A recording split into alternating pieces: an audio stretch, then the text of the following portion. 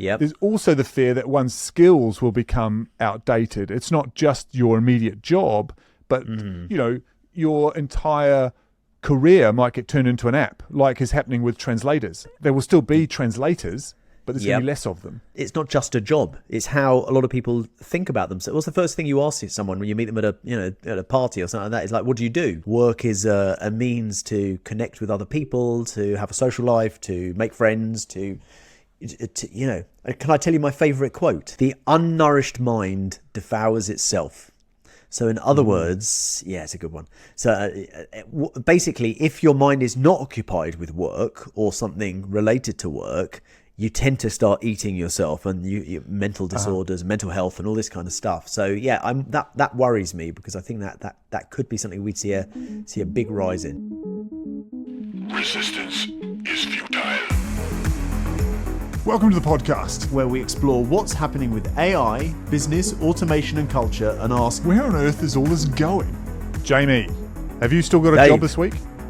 I think I may have been augmented, but I'm okay at the moment. I'm safe. You're okay. I'm not sure if I've got a job this week, because Sora came out this week, and I don't know if you saw it, but OpenAI have got a new video creator. Incredible. That looks like it'll potentially end the need for video creators like me. Who needs video creators? AI can take it was overrated. As far as I'm concerned. Exactly. At the same time, a post on Twitter caught my eye. Fairgrind is an AI model training marketplace, and it made a parody reference to the term FOMO by suggesting a new term for the age of AI, FOBO, fear of being obsolete. FOBO, fear of being obsolete. Yep, I like that. Now, it was meant to be a joke, right? But I think they were onto something, because FOBO is the background noise to the development of AI, I think. Yeah. Yes. So we're going to explore. 100% agree. We're going to explore 5 areas of this completely made-up term FOBO, and see if we can maybe see if it is actually a word we should be using more. Because I love the term, and so although it's not sponsored by Fairgrind or anything like that, I say hats off to them. It was a great term. They made a little Fairgrind. Fairgrind. Fairgrind. That's say nothing about. Okay. Say no more.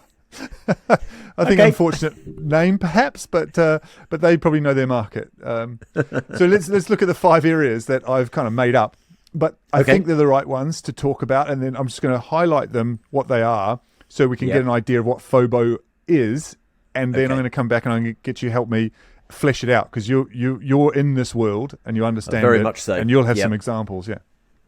So the first part of FOBO is worrying about job security. It's like when you're the big one, and the most obvious one. I think this is the first thing that comes to people's minds.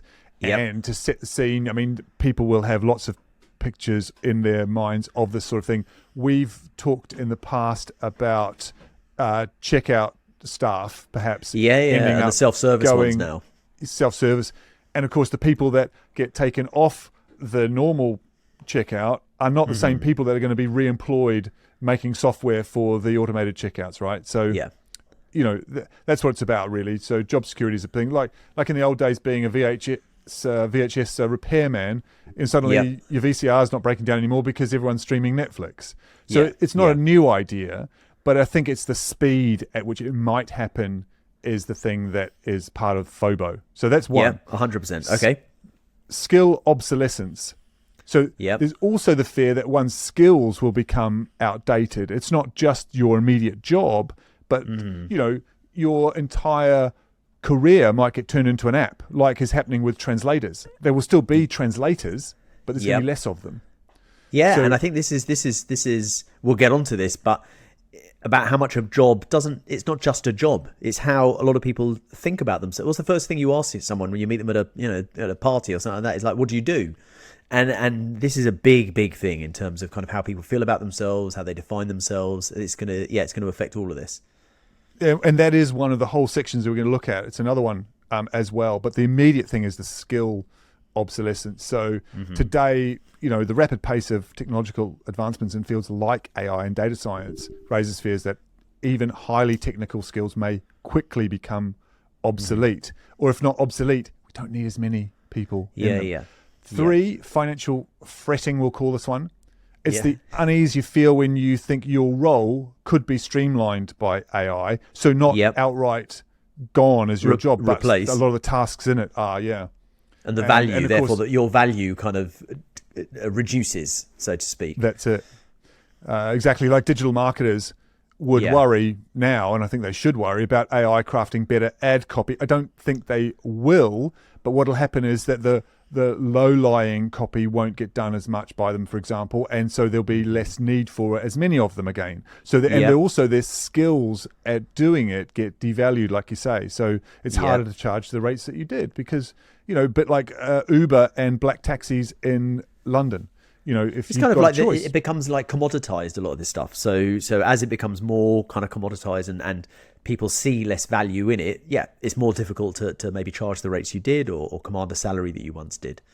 That's it. And for this is the one that you hinted at just before, but identity and self-worth, your job is, the big chunk of who I am. And so of course that becomes a hard thing to get about if you can't detach your identity from your self-worth. And I think this is a very, very big area because if we were able tomorrow, for example, to suddenly manage economically without a job, and I'm not going to speculate right now about UBI, but we will talk about that in a little bit. But if you were able to manage without a job per se, and you were inventing your own path in life, that's going to be a big challenge to a lot of people if that is how things go. So, that's we'll touch. Okay, I was going to say we'll touch on that. That this is a big one. Big thing I'm interested. Yeah. So last one, cultural and community change. So the big stuff. This is about the macro shifts, how technology alters the fabric of our daily lives and interactions. Still part of FOBO. Like how dating apps transformed courtship rituals. We didn't want courtship as a term. It's like my parents used, but I couldn't think of How old are you, Dave? I mean, courtship ritual. And I want to know what these rituals are. I mean, it gives me the idea in my mind of when you watch these David Attenborough nature programs and, a bird is kind of creating his fancy nest and doing a little dance. Is this how you got your mate? That's dating apps right there. Okay. So, they'll be doing, Don't avoid the question. Anthropological programs about dating apps in 100 years, I promise you. So it's everything from dating apps to neighborhood bookstores, feeling the heat, that's a cultural and societal shift. That sometimes, because it happens almost in the background, like a matter of fact, it's just the way it is, that we don't notice that it brings with it a whole cultural change. So so those are the things that we're going to explore. But first, before we do, where would you put FOBO on our Skynet versus Knight Rider scale? Is it a problem or not? I think it is a problem. And it's going to creep in. I think you've kind of got this situation where people are worried about it. They do have FOBO and they're thinking about it. People are talking about it. The kind of headlines on the tabloids and things that talk about this. And when you see these videos that pop up on, whether it's Tesla or whether it's one of these other robotics companies, and you see these things working and doing things, you can't help but think, oh my God, this is the end of humanity as we know it. These things are going to take over. However, I think it has a high risk, and I always forget the exact scales that we're using, but I reckon probably around a 7 in terms of risk. I can't remember what we had there. Was that wasn't 7 was RoboCop. Maybe just below RoboCop. I think, right. Okay. I think so. Well, so below RoboCop, you've got actually I've not got it in front of me, so I'll have to dig it out now. Let's go with RoboCop. It's a force for good, kind of for good, but could go wrong. But could go wrong, and it's got to be very finely tuned. It's got to be RoboCop very well programmed and finely tuned. Because I think if this, like you mentioned before, if this stuff is just allowed to kind of run away, as we've talked about in previous episode, if this is kept unchecked, no guardrails, then this is going to be macro and micro impacts, big. Yeah, and. Look, I was thinking about this the other day. Remember kind of during COVID when we all got locked up and couldn't go anywhere or do anything? Even if we were working, that kind of isolation, that not missing out on all these little things, talking around the water cooler, that kind of stuff, that, work is not just work. Work is a means to connect with other people, to have a social life, to make friends, to Can I tell you my favorite quote? From COVID. From No. lockdowns? This is my favorite quote that kind of relates to this. So the unnourished mind devours itself. So in other words, yeah, it's a good one. So basically, if your mind is not occupied with work or something related to work, you tend to start eating yourself, and you mental disorders, mental health, and all this kind of stuff. So yeah, that worries me, because I think that could be something we'd see a big rise in. So the fear itself could be a problem on a civilization destroying level, or not quite 7 out of 10 to you. Yeah, I think so. And I think that's fair. I mean, because we think that we're practical creatures doing stuff, but we all live inside stories, inside our heads about what's going to happen next in the world. Yep. And obviously some more than others. I mean, I know that I think very deeply about what's happening in the world over the next 5 to 10 years at any given time. I am preoccupied with the future, but that's my personality type. That doesn't mean that other people don't have a vague sense of it. It is part of our nature because we can picture the future, and we can, even though we don't have a very good relationship with our future selves, and I think we should get better at having a relationship with our future selves, because we're going to be that future self at some point. That we do need to work this stuff out. But okay, so let's go through the 5 in order. So the immediate one, which most people will think of when they think FOBO, will be worrying about job security.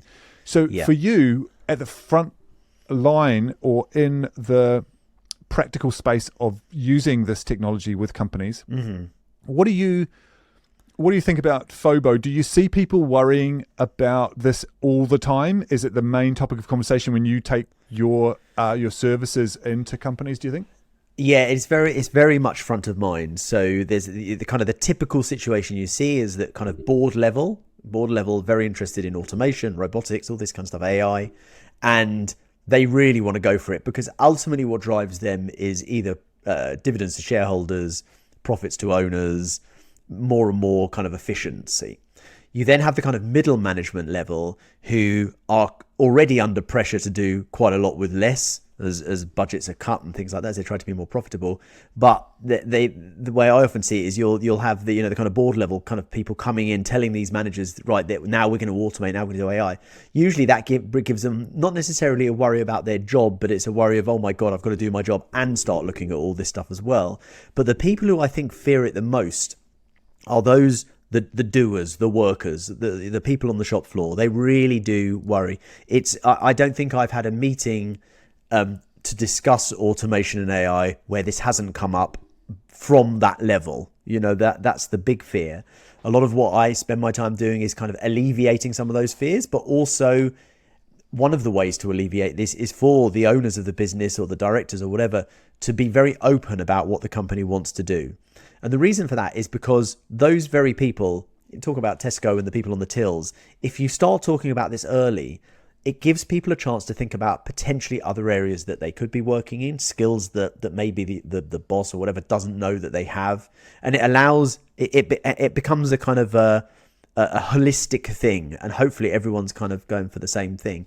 The other big thing that we've noticed is that most, I would say 95% of the companies we deal with don't come into this saying they're doing it to reduce staff levels, which surprised me, because I thought when we got into this that's what it would be. It's not. Most of them, as you mentioned earlier, is they want to grow, but they want to try and keep costs down, so they don't want to have to take on more and more staff doing administrative type roles and kind of more basic type roles. So it is a worry. It's very much front of mind for the people that are doing the work. And to a certain extent, I think they have a right to be worried, because there is no doubt that some of these jobs and some of these roles are going to change. The question is what happens next? Where do they go in the business or in other businesses? Well, from my point of view, in the limited contact that I've had with companies that are involved in this space, I've made videos for a robotics company that is, of course, adjacent to AI, Sure. but it's part of the automation space that we do talk about as well. Yeah. And in helping them with their comms, they were very aware that when they go and sell what they do into companies, that it's front of mind that people in those companies are worried about the optics of introducing cobots. So basically, cobots are the ones that they mimic human movements. So they're getting more and more sophisticated, but even the first generation of them are a big step change. I mean, these are very safe robots. They're only be caged. They will mimic a human movement, moving Only stuff caged. around. That Assembling gives an things. image. Yeah, well, fighting Caged. robots. Muzzle the robot. Muzzle the robot. Yeah, well, yeah, exactly. But back in the 50s and 60s, the first robots, and even maybe up to the 80s, they were doing stuff behind safety rails and things like that. Right. So, Okay. Yeah. and I guess that's what I mean. Yeah. I like your version. So there was this dialogue going on when we were making their comms to make sure that was transparent and to say, look, we're not coming in here to take jobs. Yeah. But I guess in the big picture, they're not taking jobs from the companies they're introducing it to. In fact, in a lot of places, they were increasing their staff because they had such productivity gains. They were growing their businesses. That's true. Yeah. But of course, Yeah. not all businesses are able to do that at the same Yeah. time. So what happens is they are taking business or market share away from others. Now, that's Yeah. all well and good. That's been how capitalism sells itself for a long time. Yeah. But the point is that this can happen so quickly, and you have just these massive companies that grow and take all of the talent, I guess, so Yep. quickly that you wipes others out. And so I think the idea that they don't, and then, and I think this is the crucial thing, then as the technology matures, those companies will strip out their workers because they won't need them for those tasks that they initially grew their company with. That's right. And So I think what makes this revolution different to any other revolution previously is, yes, when the Industrial Revolution happened, people moved to different jobs. When the Digital Revolution happened, there's a whole industry, and that will happen to a certain extent. However, the argument with that would tend to be that, okay, so the manual jobs, the basic, more less skilled jobs will be taken over by robots or automation or AI. So that's fine because we can leave the thinking jobs, and the thinking jobs, they're okay. And this is the kicker, because AI is going to be probably better at us at the thinking jobs too. So That's right. people might rise up a little bit, but then that will be kind of cut out as well, potentially. So let's move on to skill obsolescence. So it's different from the first point of FOBO, which is immediately about your job. Let's say the whole job is taken, not some task, the whole job. Skill obsolescence is different in that some of the tasks are taken out, and this might be still, grounds for getting FOBO because there's a kind of devaluing going on. So is that in the same conversation you find at board level when people are talking about introducing, this technology? Not so much, because a lot of the tasks or tasks within a job, or the processes within a job or within a department that tend to be automated tend to be repetitive, mundane, administrative type work. But actually, I just thinking about this, I can give you a good example. So actually, people aren't so much worried about that. They're quite happy to get rid of some of those tasks. But I'll give you an example. We've got a client who's an accountancy firm, and they particularly enjoy and like taking on trainees, doing their articles, as you're trained to become an accountant. And typically when you're training to become an accountant, you'll be given all that repetitive, mundane kind of work, because it teaches you to, be detailed, to understand the context of what you're doing, the kind of bigger picture of what you're doing. But the reality is that's an area that's massively going to be changed and automated. So the question that came up when we were having a meeting was, how are these trainees going to learn? How are they going to learn the context of what they're doing? How are they going to learn how to? And then you kind of, I suppose, ask the question as well, do they need to? But at the moment they do, to pass the exams and to do what they need to do. So it's a massive shift in terms of, like you say, skill set and skills in particular. And then you could argue, well, does that devalue those people because they're not doing really, that type of work anymore? And no entry level across a lot of sectors then. So you might find that there isn't an easy way into any industry anymore. Yeah. I mean, is that there's an element here that is FOBO, and it's happening. FOBO is, this might happen and it's uncertain and so on. It's like, well, no, this stuff is happening as well. I think we're still in the FOBO stages for that. No, I don't know. I think it's happening. You think? Maybe because I'm in this industry and I'm in this world. So there is a massive acceleration of companies now wanting to automate, and AI. Automation tends to come before AI because it's automating processes that exist. AI is slightly different because it's a different way of managing these projects, a different way of looking at these projects. But it is the next step. You'll start with automation, you'll move to AI, and then those two things get joined together. But yeah, my colleagues in this industry, it's an exponential curve, absolutely, and it's happening now, definitely. And in the fields that you talked about, you hinted at before, where it's the cognitive, the brain space that humans used to occupy, for instance, in finance. Yeah, so it will be. It's more at this stage. It's the early stages in terms of processes and processing. So to use again finance as an example, processing. I don't know, accounts receivable. You got a big company. They've got thousands of invoices that get sent in by their suppliers. They may have a system that automatically reads that already, but then someone needs to reconcile it on the statement. Or you've got companies, still thousands and thousands of companies, where people's job all day is to take those invoices, print them off, and then type them into a system. And that is one of the very first things that is being done already. People are thinking, why am I paying someone, I don't know, £30,000 a year to sit there typing in data? I understand. And then how do people get their foot in the door? Do they jump straight to the more strategic level thinking? And then how do they do that without experience? And it's very difficult, because there is that bit of experience. I was talking to someone the other day about this and saying, we were talking about Saturday jobs. I've got teenage kids, and we were talking about Saturday jobs and things like that. And we were saying how, having a job as a teenager is not just about earning some money. That's a big part of it for them. But actually, they're learning how to respect people, how to do what you're told, how to wear the right uniform, and get somewhere on time, and all these kind of things. Now, when that goes, how do these kids or young people or trainees, how do they learn that side? You can't just go straight into a managerial position if you've not kind of gone up through the ranks. Almost like at the most extreme level, and again, I'm speculating just so we can picture it.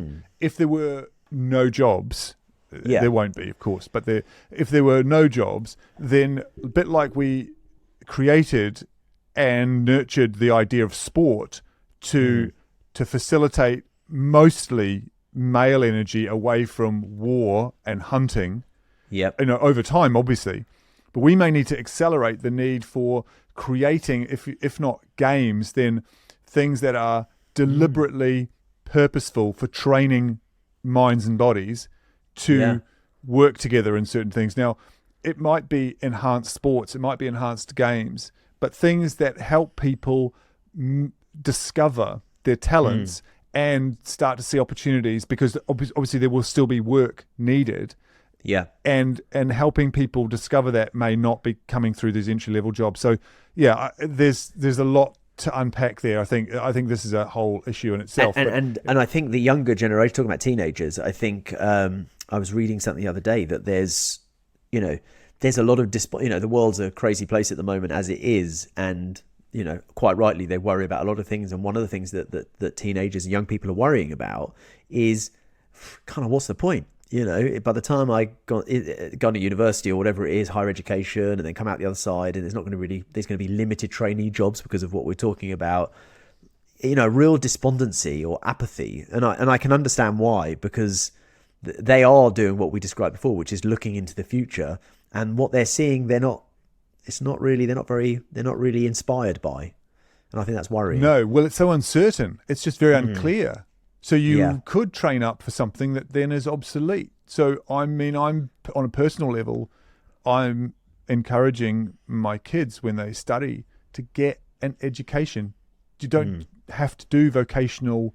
It doesn't work like that anymore. It's actually in many respects going back to perhaps the 60s and 70s, where the idea of an education was championed, because you would then find where you fitted into society and work and career after understanding something and knowing how to learn.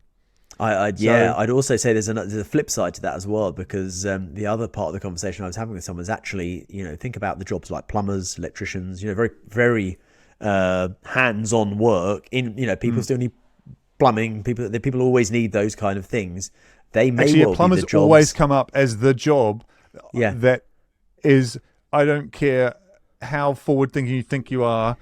I can't picture a combined robot AI that's going to get under a sink and fix some of these stuff, or pull up floorboards in the right place, work out from just looking at a ceiling that there's a problem with damp or whatever from a burst pipe. So, I just, obviously it could be proven wrong, but I agree with you. I think vocational skills on that. So that's true. So, but that's also quite narrow. There's some very practical carpentry, plumbing, electricians, robot in a practical repairers sense are not going away. Well, the robot repairers would have to work in an environment that had been standardized in some way, at least the way that I'm picturing this at the moment.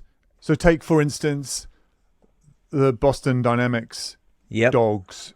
They can go all-terrain, they can carry stuff, they can do all sorts of things, open doors. So there's an element of sophistication there which you can combine with AI, and it'll start doing some pretty amazing stuff. Probably already is. I'm pretty sure the military are not letting us in on the sort of things that these machines can already do. Robot dogs with guns.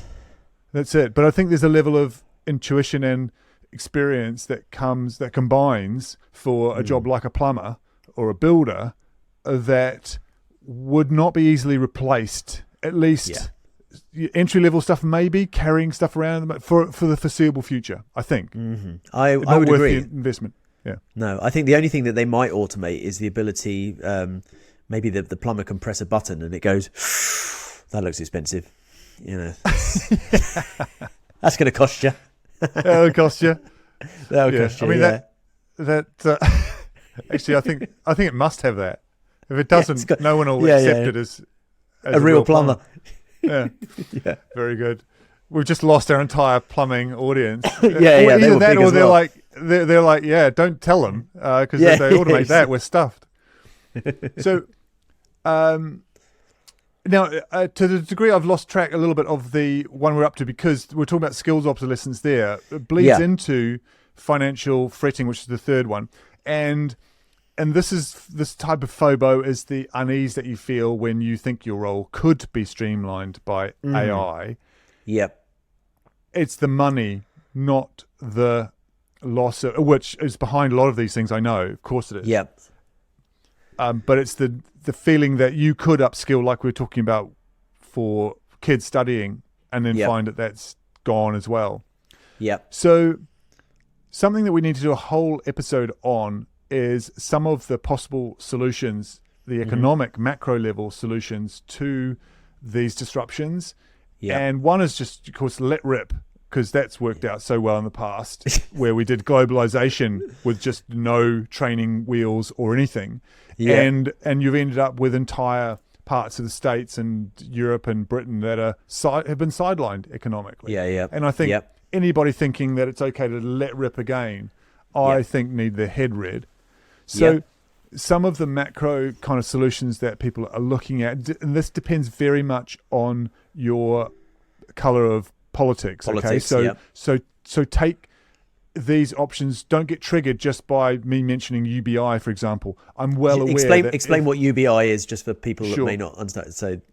So UBI would be a kind of stipend. I think the best term for it is a dividend. In fact, I think it should be changed to a dividend, in which economic output is connected. You as a citizen, you get a dividend just for being in society.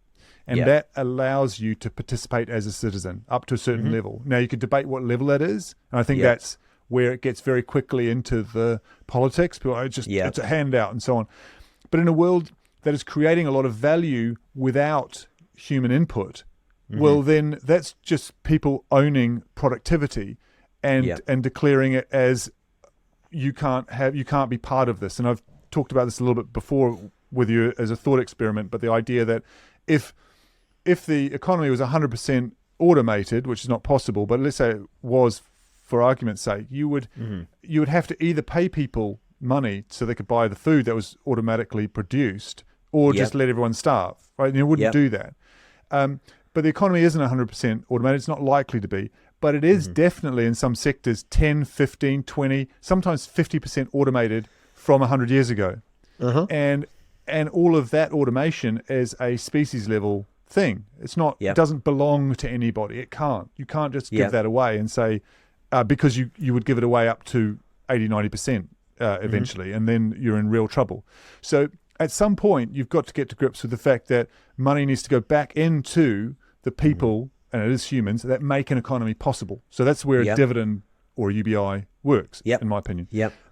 Now, there's plenty of people who prefer the idea of a job guarantee or a universal basic services, and I'm agnostic. I prefer UBI maybe because it's easier to explain, but UBSs where basically we expand all the public services as much as possible, I'm definitely not against. I think there might actually be a good, healthy mix of the two, which would be quite responsive, because UBI is much shorter term fix. It's like, look, people that don't that are struggling or being disrupted, they get money straight away. It causes other problems in the long term, like inflation, if it's not managed, and you have to have tax reform with it.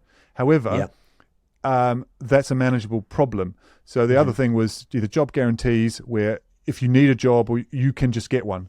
And I think that opens up in people's heads, hopefully positive ideas of society level jobs or society requirements for jobs, where things can be done that wouldn't have been profitable for a company to do, but we need doing. Some obvious ones, planting trees, cleaning streets and stuff like that. But even more sophisticated ones like that, like certain forms of social care, just looking after your granny or something like that. So those could be jobs.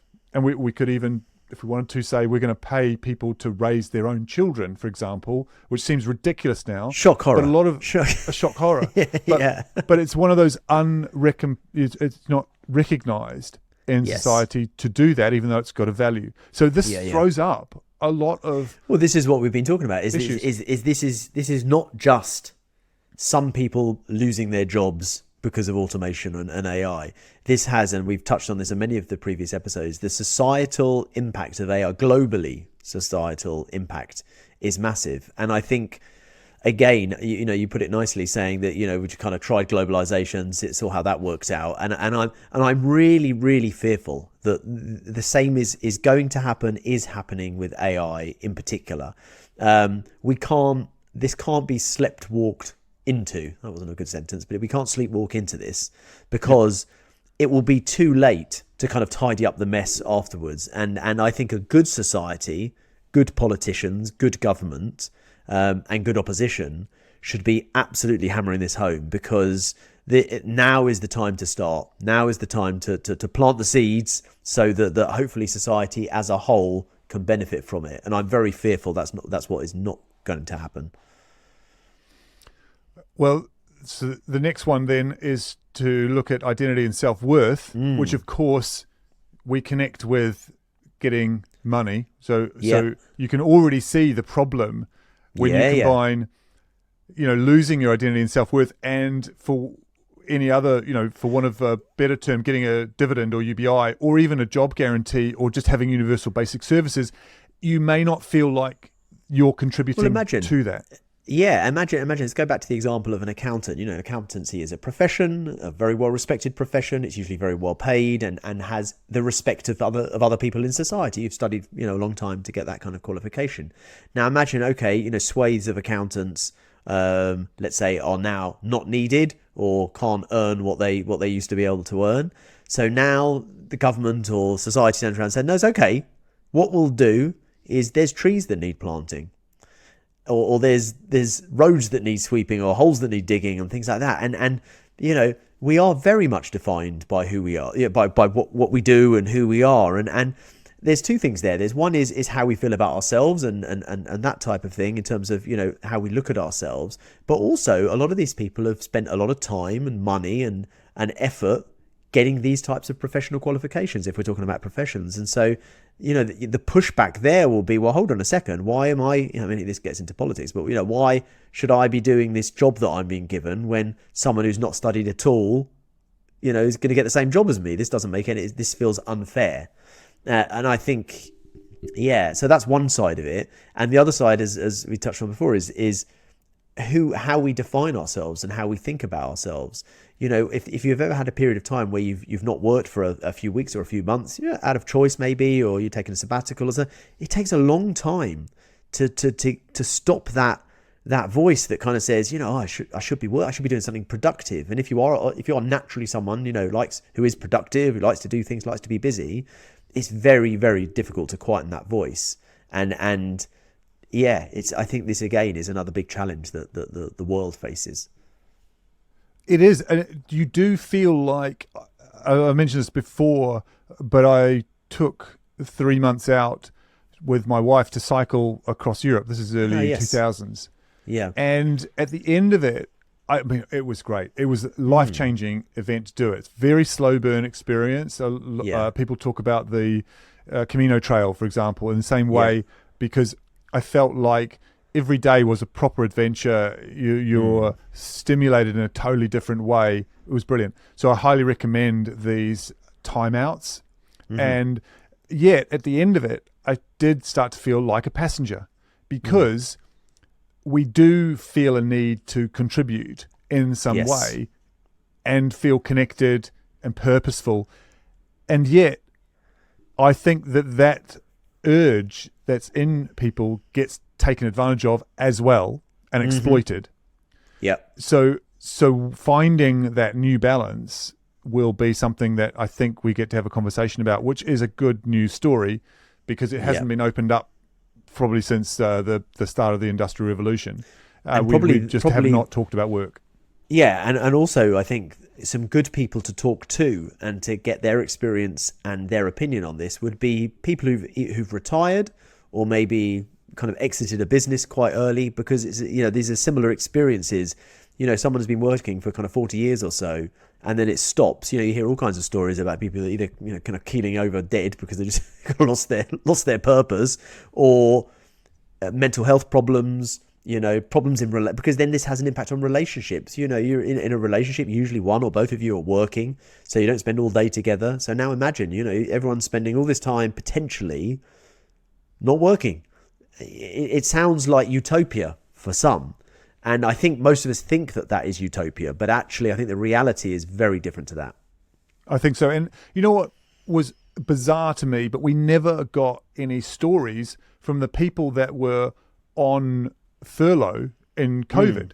Right now, I ran a business. There was me and my business partner as directors, but we were being told for years that the way to allocate your salary was to take the minimum pay and get dividends. That's just how all small businesses do it.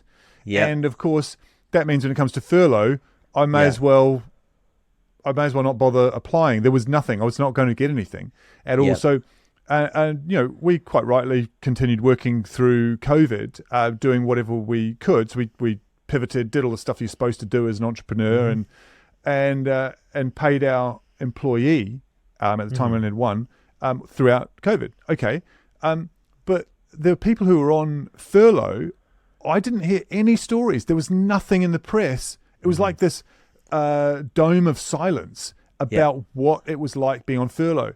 And I mean, there's lots of cultural reasons for this, I think, because the press, generally speaking, were in the same position.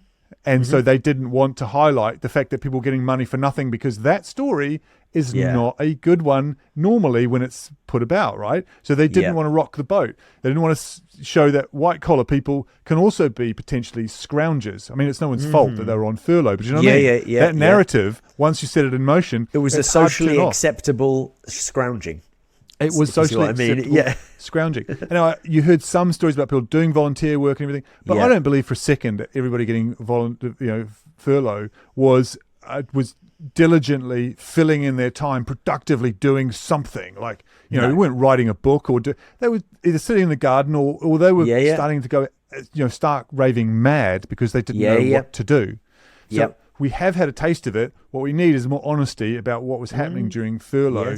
And yes, people were struggling with it, but can they invent their own purpose? Not really. We're too interconnected. We're part of a large puzzle. We are not little islands that can do everything ourselves. So I think that's what comes out of the quote came to mind there just of who was it, Margaret Thatcher, or was it no, it was Margaret Thatcher if you're thinking about the society one. Yeah, society. There is no such thing as society. Yeah, and I think even in context, it's a terrible thing to say. You don't have to be particularly left or to defend that. If you don't have to be particularly conservative to defend that. You shouldn't. It's a terrible thing to say, even if she was scientifically right, which she wasn't, because we're a social species, so that makes no sense whatsoever. Then it was terribly irresponsible to say. So it makes. Do you think that capitalism / globalization, because I guess they go hand in hand. Do you think capitalism prevents or makes it very difficult to come up with a solution for this when capitalism is driving a lot of this, ultimately profit and so on and so forth? Capitalism doesn't really care about the people that get left behind, the jobs that are lost, because the whole point of it is driving profits and driving that money up to the top, and and the divide. It makes me think that the divide will get bigger and bigger and bigger. It's already very big, and I think it just makes me think it's very. It makes me think about when I think about environmental stuff, and I'm pretty convinced that whilst there is capitalism, you're never really going to resolve the environmental thing, because whilst profit is the king, people do whatever they need to do to make profit, and therefore the environment is secondary. That brings us on to cultural and community changes. And at the macro level, we have to look at some of these issues, and we need to do it without fear or favor. I think blindly saying that, say, capitalism must stay in place exactly as it is, for example, is just stupid. I mean, I don't know what to change it to. And I'm not pretending that that's the socialism of the 50s or 60s that most people talked about post-war is the thing that would apply now. But if we don't start talking about these things and start talking about system changes at the economic level too, then we're in real trouble. So capitalism, without getting too evocative about it, is simply a system of capital allocation. It is not a system for living. And I think what's happened is with the acceleration, and there's a lot of people who are pushing for more acceleration, is they have stopped seeing capitalism as just a system of capital allocation and a thing in its own right, a lifestyle or a way of life, and so on. And it's always been wrong. It was always meant to be it's metastasized now into an almost cult-like acceptance of being the only way possible. There's I don't know who said this, but there's someone that was quoted as saying most people can more easily imagine the end of the world than the end of capitalism. And I don't think that you necessarily need to end. I mean, I'm no cheerleader for capitalism, I'll be honest. But I've no problem taking pot shots at it. It's like oxygen. It's everywhere. It's like, turning it off right now would starve us. We would die. We need to replace it with something else, and we need to start talking about that. You just don't have you tried turning off your capitalism and turning it back on again? That's not going to work. So look, there are plenty of people doing some really great thinking around system level stuff. On the left, you've got Varoufakis, although he's controversial on the left too, because he thinks a UBI is a good idea, and therefore he's bad now, apparently. But so it's making strange bedfellows is what's happening, because Varoufakis, you could line him up on a lot of things that Elon Musk believes in the same spreadsheet column, and that is a weird thing for a lot of people in political spectrums. And so what it's doing at the macro level, a lot of this is messing with the old left-right paradigm, that's and what I was therefore the just party thinking. political paradigm. Yeah, This is that's a what I was much more thinking. universal problem. Yeah, and global problem. I keep coming back to this. These things are not just country specific. This is pure globalization. This is happening everywhere. So I think it's going to be very, very interesting to see what happens. By the way, there's a great book that I read talking about kind of UBI stuff called Socialism for Utopia for Realists. Utopia for Realists. That was it. Yeah. Very, very good book. It is very good. He's written another book after that, which I really enjoyed, called Humankind. I think it's called Humankind. Oh, okay. This is Bregman, isn't it? I can't remember. I'm struggling with his full name because you've caught me out. But but Humankind was about the problem that we have in picturing ourselves as a decent species, basically, that we aren't necessarily hardwired to be assholes, which is what we're told, mainly through the economic lens, that we rationalize everything down to the point of starving other people to make sure that we get our little bit. And that's not actually anthropologically true.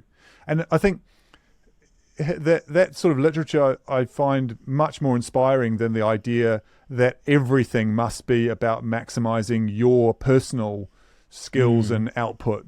Because on its own, what you would get if you do that is you just get the very talented rise to the top and exist in a bubble with other very talented people and don't give a shit about anybody else or feel part of the society that they've come from. And I think that's a really dangerous thing. It's where it feels like things are going. That's where it feels like the direction that things are going.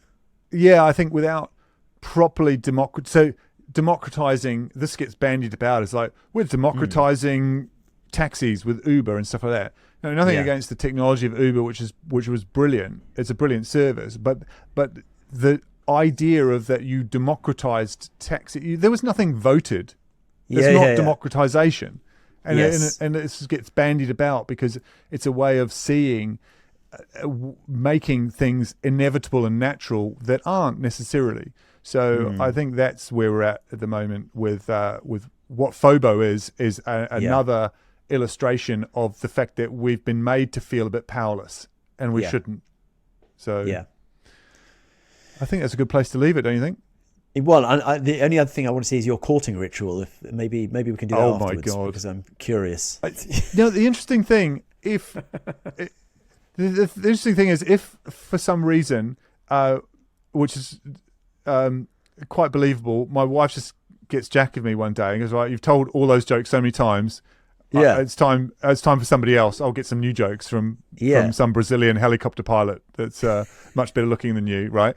Then I'm going to have to go on dating apps. Well, I don't have to. I could probably be happily single. I don't know. But let's assume that I had to go back into that world now. I don't know how I would cope because I did not have that when I met my wife. We met spontaneously at work. Yeah. I mean, to me, it was spontaneous. I had that experience because I separated from my wife and had a period of time where I was using. It's probably that's a whole show in itself. But it's different. That might be a whole thing. That there's relationships and AI and whether or not that's maybe something you hinted at, Elaine coming in on, your friend who's also a psychologist. Yeah, actually, she's slightly different. So what her specialism is death and kind of beyond death. Which I suppose marriage and relationships, you could kind of tie the two together, but this is the idea very end. I think to this episode. Yeah, no, it's basically the idea that we're living on social media and things like that at the moment, and AI, and basically in the work environment, for example. Let's say you're great at your job, you've now been digitalized, and then you die, but you still exist. You are still working because it's a version of you. So that's going to be an interesting one. Yeah, it reminds me of the beginning of the novel version of, or the original book of Red Dwarf. You've seen the TV series? Yeah, but it was a book. Yeah. Okay. And the opening is about Rimmer and his life on Earth. and how okay. he was meant to die, but he's now there's a digital version of him that he's there we go. experiencing being, and his wife now is off with somebody else, but he's still here. So it was quite funny. But with it, of course, I don't think this technology will ever be in this position of having an experience of being self-aware ever. No. But the idea that we could, you and I could still interact more in a more sophisticated way with somebody who's died, a version of them. Well, that's something else. And Well, I hate to episode. tell you, Dave, but from next week, I'm just going to be interacting with the AI version of you. So it'll I haven't be actually quicker, been talking to cheaper, and Jamie more for effective. months. Yeah, Funnier too, probably. absolutely. Yeah, your wife prefers him. Let me tell you. No surprises there. All right, I'm getting myself into enough trouble as it is, so I think I'm gonna sign off, and I'll see you next time. See you next time. Cheers, Dave. Resistance is futile.